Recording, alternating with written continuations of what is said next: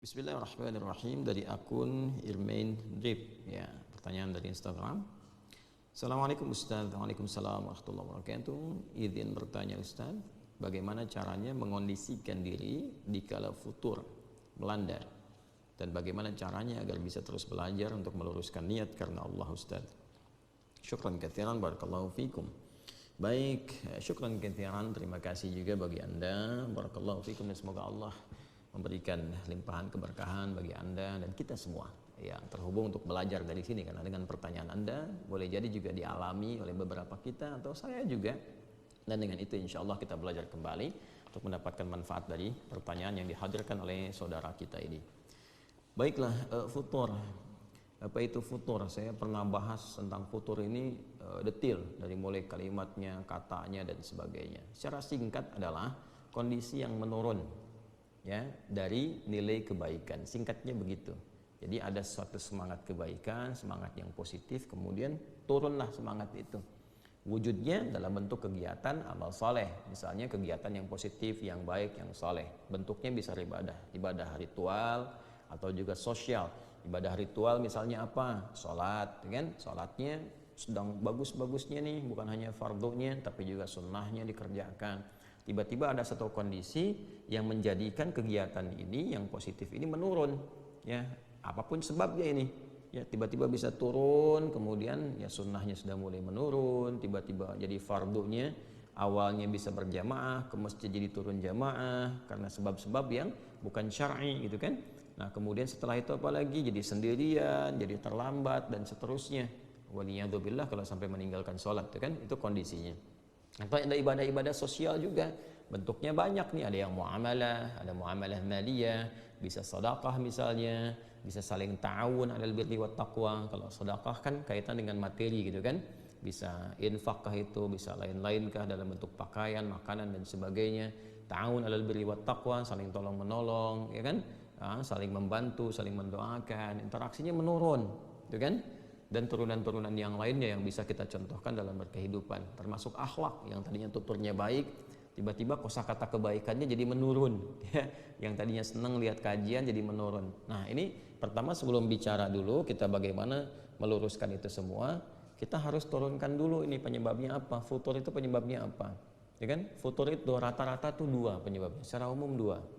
Yang pertama, ada kesibukan dunia yang berlebihan, kan dunia lawannya akhirat, ya, walal akhiratu khairul laka minal ula, dan sungguh kehidupan akhirat itu lebih baik daripada yang ula, yang pertama dunia. Jadi lawan akhirat itu dunia, lawannya selalu begitu, ya.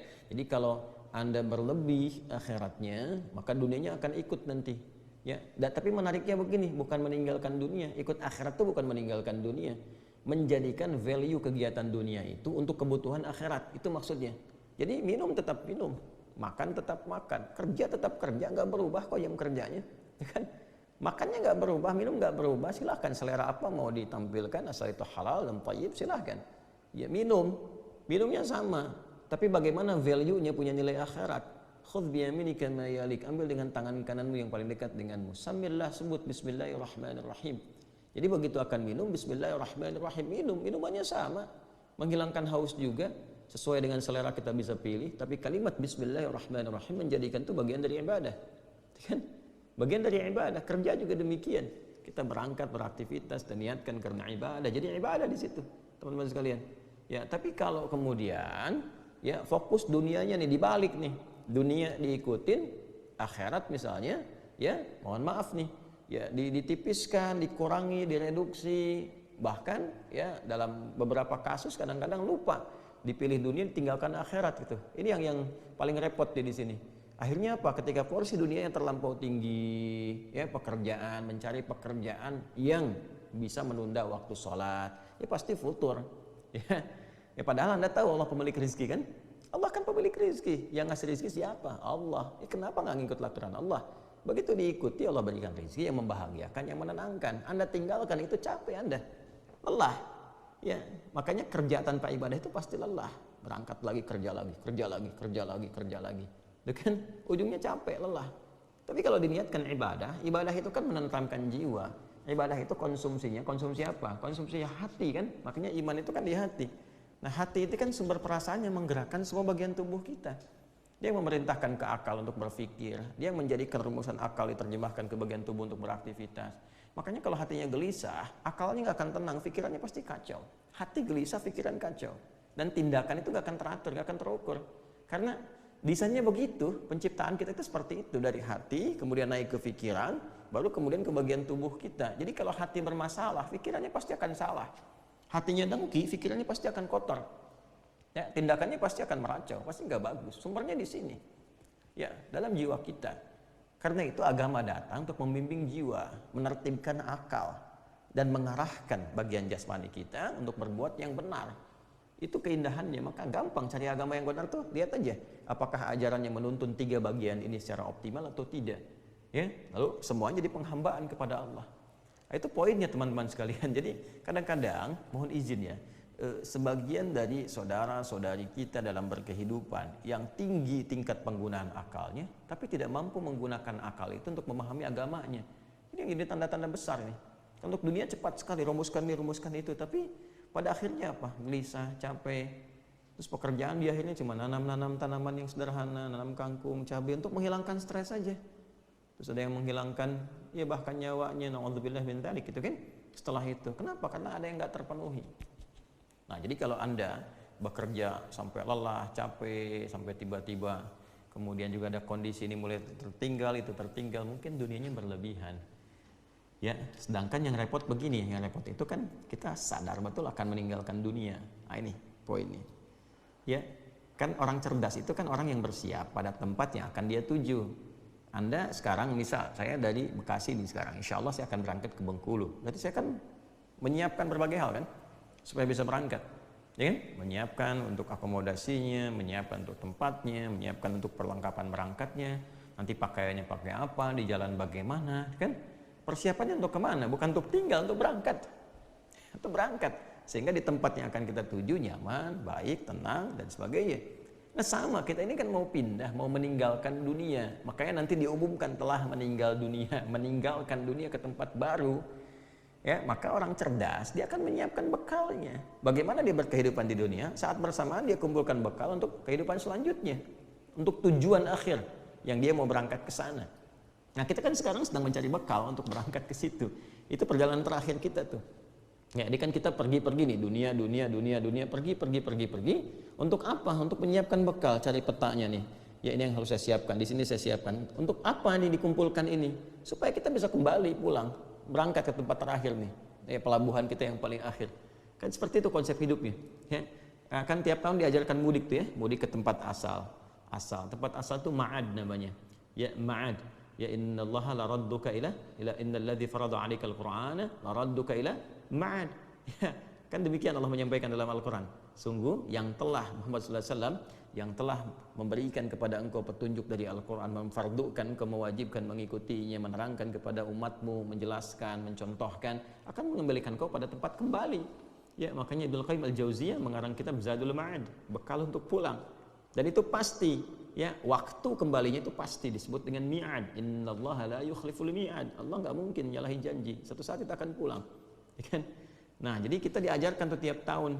Ya, karakternya sifatnya disebut dengan id, ada ya'udu idan, id.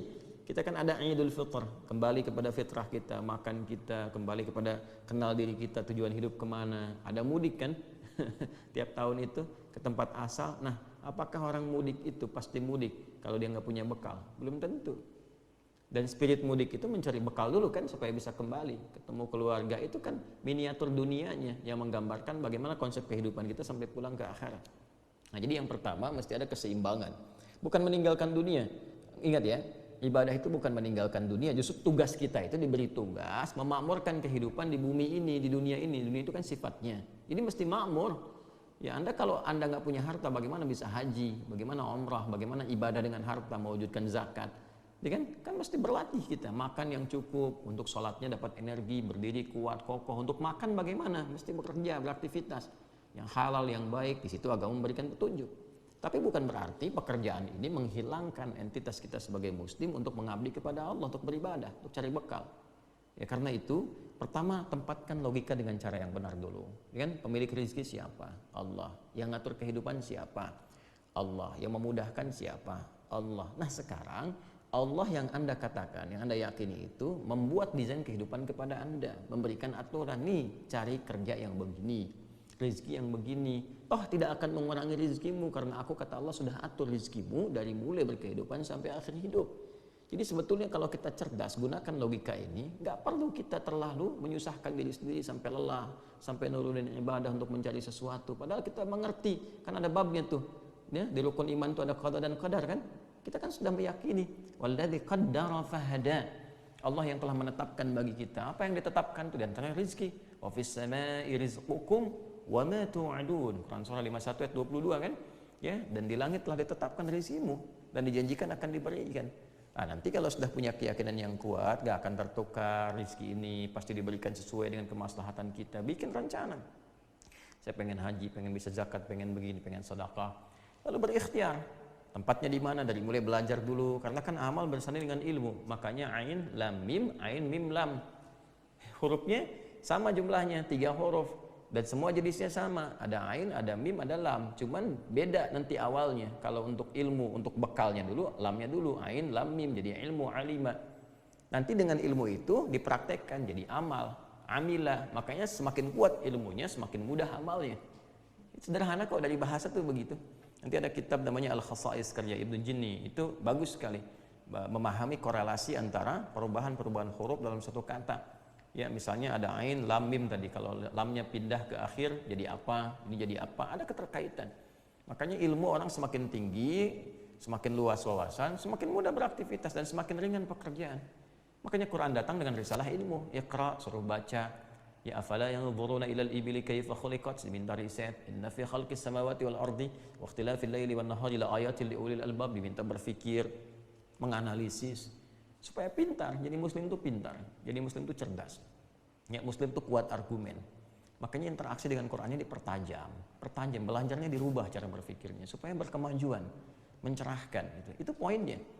Ya, jadi penyebab futur yang pertama adalah larut dalam dunia yang tidak berimbang konsepsinya dengan apa yang Allah ajarkan kepada kita.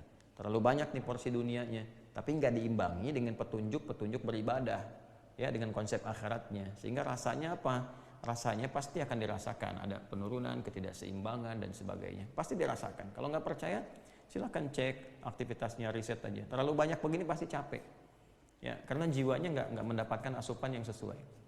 Oke? Jadi cara berpikirnya tempatkan dulu, bab qada dan qadarnya selesaikan dulu, ya kan? Yakin bahwa Allah itu yang mengatur rezeki, yang menempatkan segala hal sesuai dengan maslahat. Setelah itu baru rumuskan ikhtiarnya. Fa idza faraghta fansab wa ila rabbika farghab. Ya ayyuhan nasu kulu mimma fil ardi halalan thayyiba. Dari sini. Terus belajar saat yang bersamaan sifat qanaah. Supaya apa? Supaya menerima berapapun rezeki yang Allah berikan kepada kita. Nanti Allah itu Masya Allah, Allahu Akbar, Allahu Akbar, Allahu Akbar.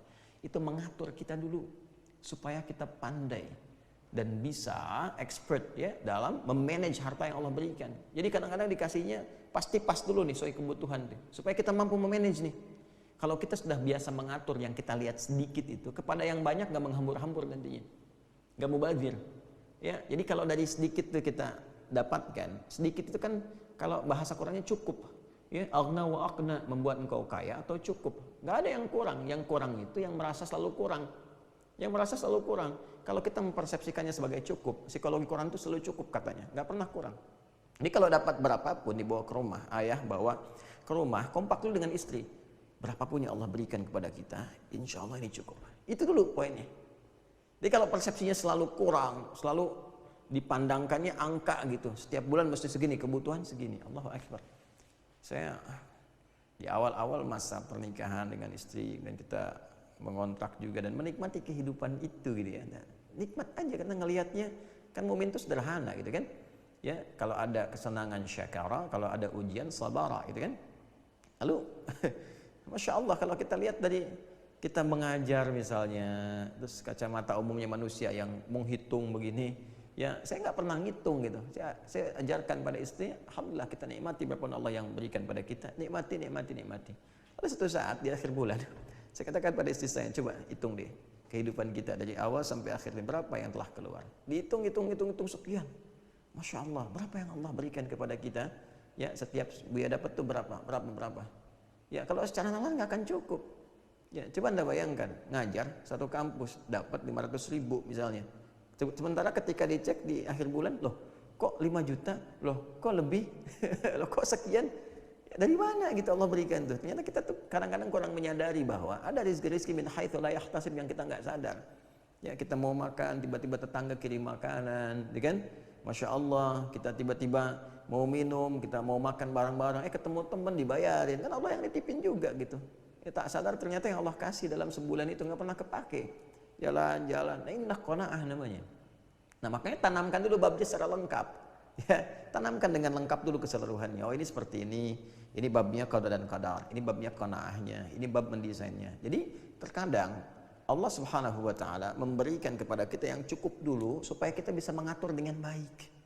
Nanti kalau sudah bisa mengatur harta dengan baik, Allah amanahkan lebih banyak karena Anda sudah bisa ngatur. Supaya nggak jadi beban di akhirat nanti. Begitu cara berpikirnya. Ya, supaya nggak jadi beban kan dihisab juga. Untuk apa dikumpul-kumpul? Digunakan juga enggak. Cuman buat dilihat, kasihan hidup seperti itu.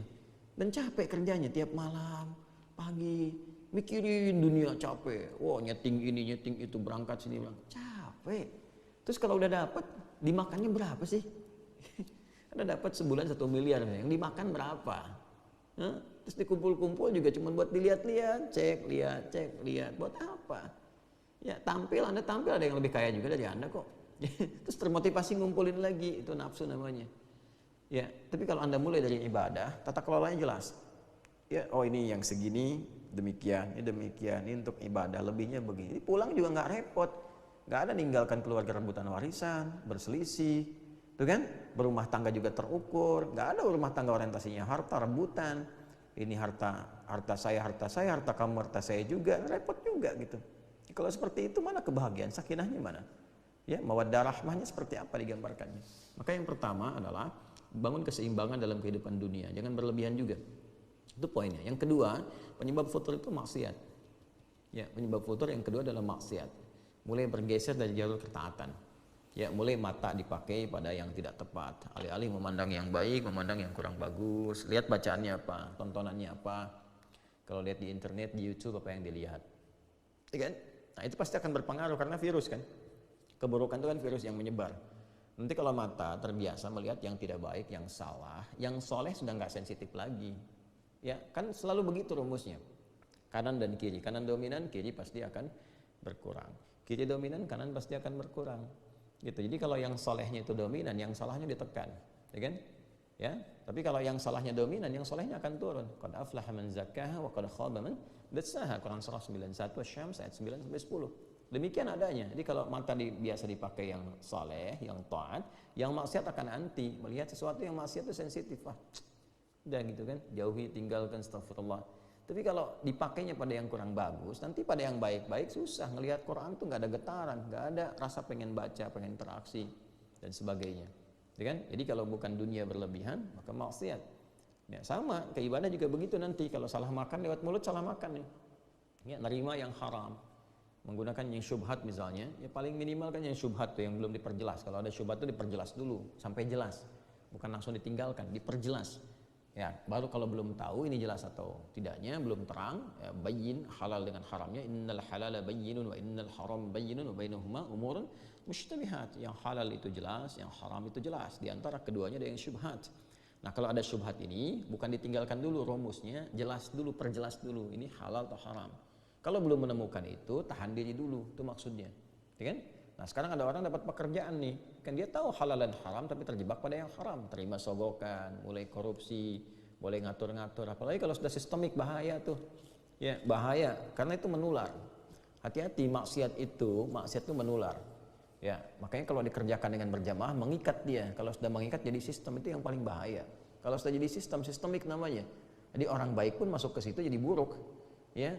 Nah, maka ini yang penting dievaluasi bagi diri kita itu, tempatkan sesuai dengan tempatnya, diurutkan.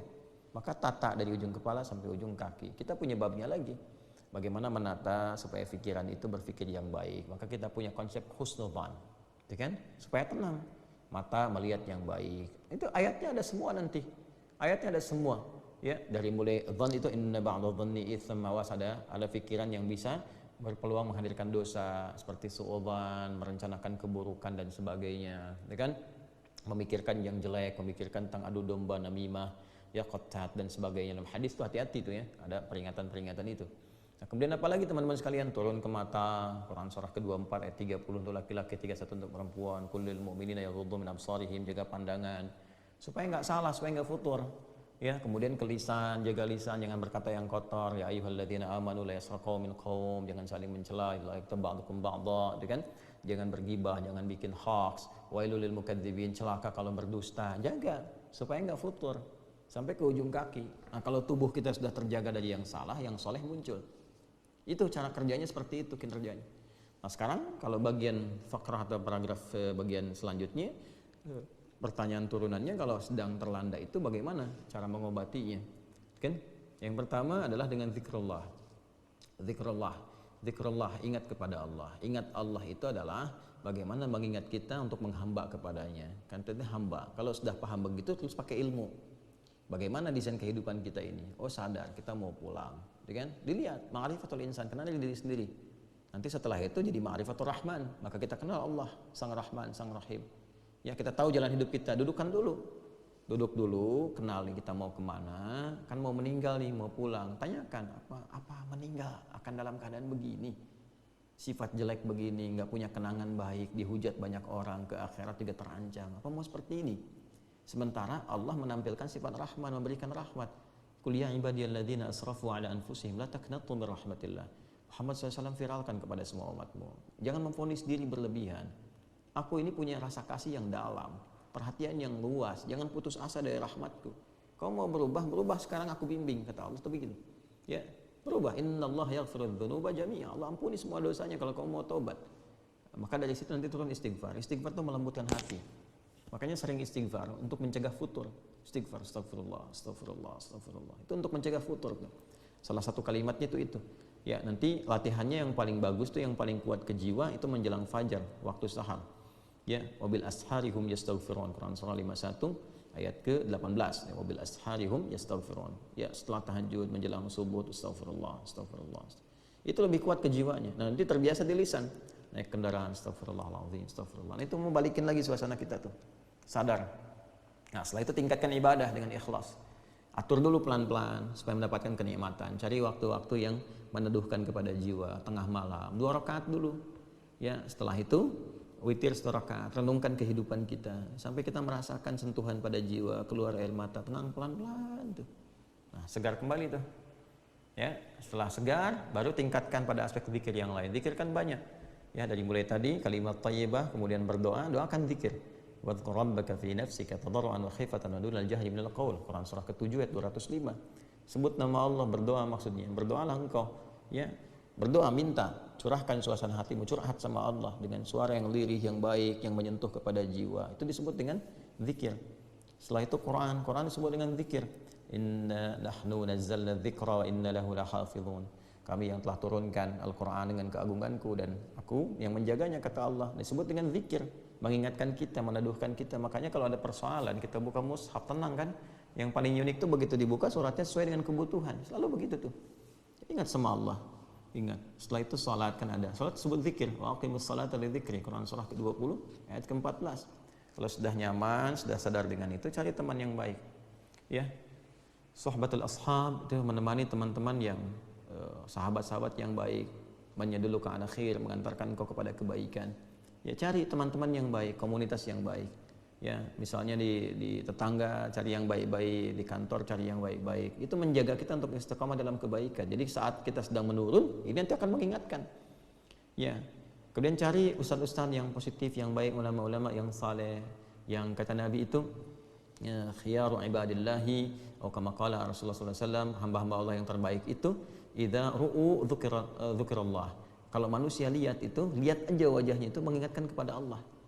Ya, itu ada hadis yang sahih itu. Ya, di antara hamba Allah yang terbaik itu kalau Anda lihat itu, lihat aja itu, terus Anda langsung ingat Allah itu.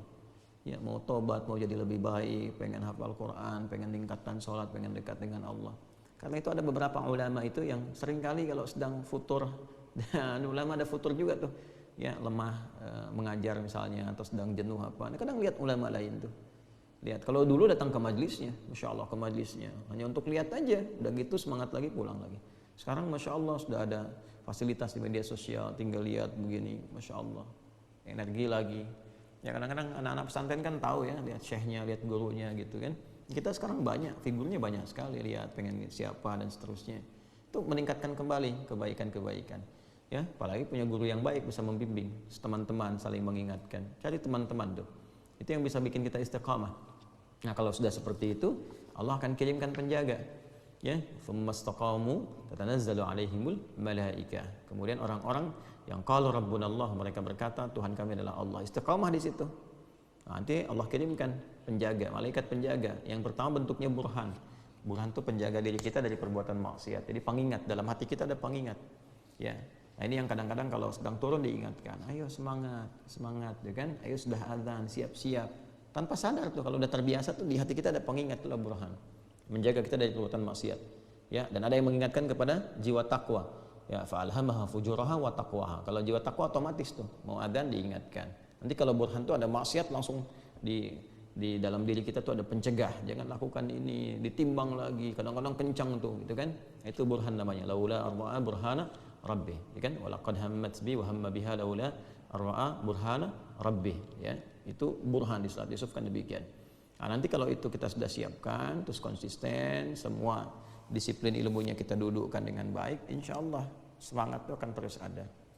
Ya, semangat terus ada. Dan sirah itu dipelajari, sirah. Anda profesinya apa? Jangan membahas yang tinggi-tinggi dulu. Profesi Anda dulu apa? Supaya hidupnya terukur. Ya, terukur, lebih jelas, lebih baik gitu. Dan optimis.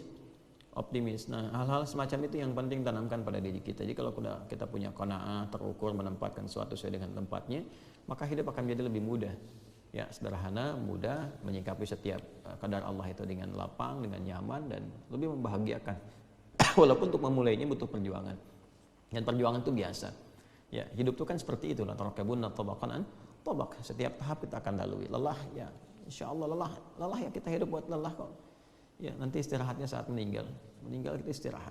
Ya, lelah aja dulu. Tapi kalau lelah diisi sama ikhlas niatnya benar, insyaallah tubuhnya nggak terlampau letih gitu. Ya, tapi kita menikmati apa yang kita kerjakan.